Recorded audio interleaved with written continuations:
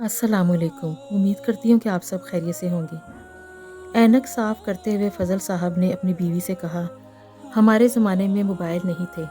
बीवी: हाँ, मोबाइल नहीं थे, लेकिन ठीक 5:55 पर मैं पानी का गिलास लेकर दरवाज़े पर आ जाती और आप आ पहुँचते। शोहर: हाँ, मैंने 30 साल काम किया, लेकिन आज तक समझ नहीं सका कि मैं इसलिए आता था कि तुम पानी लाती थी या तुम पानी इसलिए लाती थी कि मैं आता था। बीवी: हाँ, और याद है आपके रिटायर होने से पहले जब आपको शुगर की बीमारी नहीं थी और मैं आपकी पसंदीदा खीर बनाती, तब आप कहते कि आज दोपहर में ही ख्याल आया कि अगर खीर खाने को मिल जाए तो मज़ा आ जाए। शोहर: हाँ, वाकई दफ्तर से निकलते वक्त जो सोचता घर आकर देखता कि तुमने वही बनाया है। बीवी: और जब तुम मेरी आंखों में आंखें डालकर गज़ल के 2 शेर पढ़ते तो शोहर: हाँ, और तुम शर्मा के अपनी पलकें झुका लेती, मैं समझ लेता मुझे मेरी गज़ल की दाद मिल गई।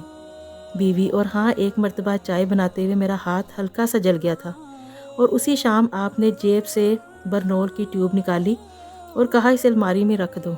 शोहर: हाँ, गुज़श्ता रोज़ ही मैंने देखा था कि ट्यूब ख़त्म हो गई है, पता नहीं कब इसकी ज़रूरत पड़ जाए, ये सोचकर मैं ट्यूब ले आया था।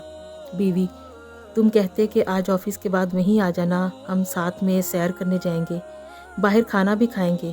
शोहर: और जब तुम आती तो उसी रंग का जोड़ा पहनकर आती जैसा मैंने सोचा होता था।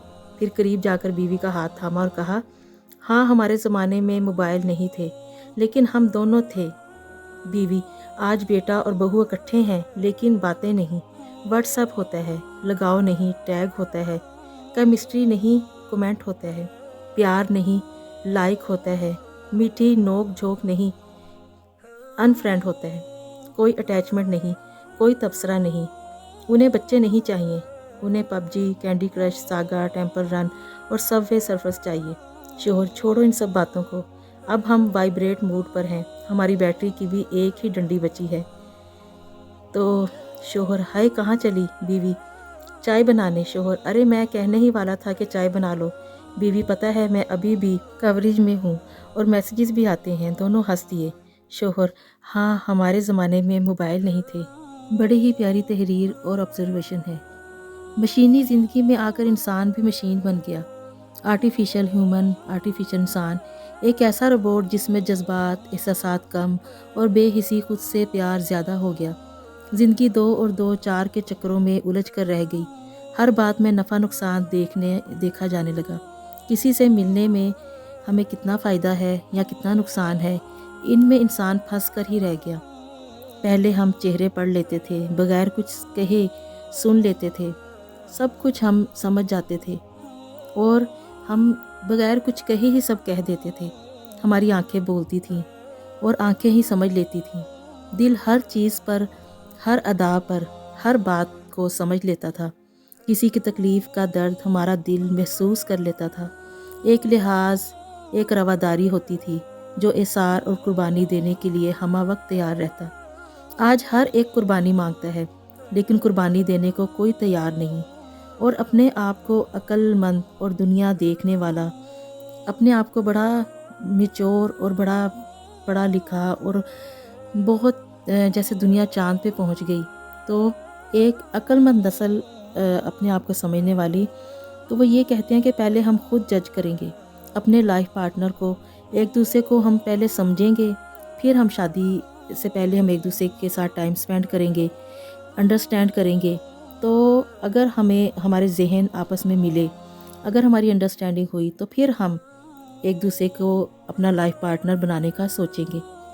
खूब अच्छी तरह समझ के फिर वो डिसीजन लेते हैं कि आया ये हमारा लाइफ पार्टनर बन सकता है, बन सकती है या नहीं।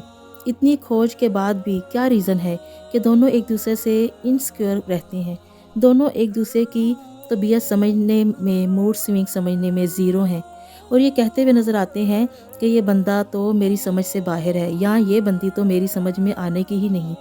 दोनों के ट्रैक्स कैसे अलग हो जाते हैं, जबकि आपने तो खुद अच्छा खासा टाइम स्पेंड करके एक दूसरे को जान कर फिर शादी का फ़ैसला किया। क्या हुआ? फिर कैसे आपकी ऑब्ज़र्वेशन फ़ेल हो गई और अलैदगी और तलाक आम हो गई? पहले तो मर्द यानी कि लड़का और लड़की देखते ही तब थे, फर्स्ट टाइम तब एक दूसरे को देखते थे जब घूंघट उठाया जाता था। तब दोनों पहली बार एक दूसरे को देखते थे, लेकिन इसके बावजूद फिर भी दोनों की केमिस्ट्री कैसे मैच कर जाती थी कि अगला क्या कहना चाहता है उसके कहने से पहले ही, कहे बगैर ही दूसरा समझ जाता था। मुझे ये पसंद नहीं, ये कहने की ज़रूरत नहीं पड़ती थी। खुद ही एक दूसरे की पसंद नापसंद समझी जाती थी और उसका बड़ा एहतराम भी किया जाता था। शादी भले बड़ों की पसंद से होती थी, लेकिन बाद में उसकी पसंद और अपनी पसंद एक ही बन जाती थी। दोनों में एक ही एक दूसरे के लिए पसंद और एक दूसरे के लिए हर वक्त दोनों कुर्बानी देने के लिए तैयार रहते थे और इसी तरह मोहब्बत और गहरी और मजबूत होती चली जाती थी। हमारे आज के बच्चों को शिकायत ही यही है कि ये मुझे समझती नहीं या ये मुझे समझता ही नहीं। ज़िद्द ब ज़िद्दी एक दूसरे के काम करते हैं चिढ़ाने के लिए, गुस्सा दिलाने के लिए, तो फिर ये रिश्ते कैसे चलेंगे। लचक होना बहुत ज़रूरी है। वैसे तो दोनों में लचक बहुत ज़रूरी है, लेकिन औरत में लचक होना ज़्यादा ज़रूरी है क्योंकि हर नेमत कुर्बानी मांगती है और जिस रिश्ते में कुर्बानी देना नहीं हम जानते, वो नेमत बगैर कुर्बानी के या तो मिलती ही नहीं या हाथ आई भी निकल जाती है। हर नेमत की कोई ना कोई कीमत ज़रूर होती है जो हमें लाजमी अदा करनी होती है और मेरे नज़दीक मैं समझती हूँ कि रिश्तों की कीमत कुर्बानी होती है जो आप अदा करेंगे तो ही रिश्ते कायम रह सकेंगे और ये कुर्बानी दोनों तरफ से होगी तो ही रिश्ता मजबूत होगा, क्योंकि एक की कुर्बानी से रिश्ता नहीं बच सकता। बस वो रिश्ता फिर फालिज ज़दा लूला लंगड़ा रह जाएगा। बराए नाम, रिश्तों की खूबसूरती तो दरगुजर में है। ये दुनिया है, यहाँ हमेशा रहने के लिए कोई भी नहीं आया। सब ने जुदा होना है। एक दिन सब रिश्ते छोड़ जाएंगे और हमने भी सब रिश्तों को छोड़ जाना है। इसीलिए जब तक आपके प्यारे आपके पास हैं उनको समझें और इन रिश्तों को प्यार से निभाएं। मैं कहती हूँ जो बंदा मोबाइल के, लैपटॉप के, सब मशीनों के इतने मुश्किल फंक्शन समझ सकता है, वो रिश्तों को बड़ी आसानी से समझ सकता है। बस बात तो सिर्फ एहसास की है।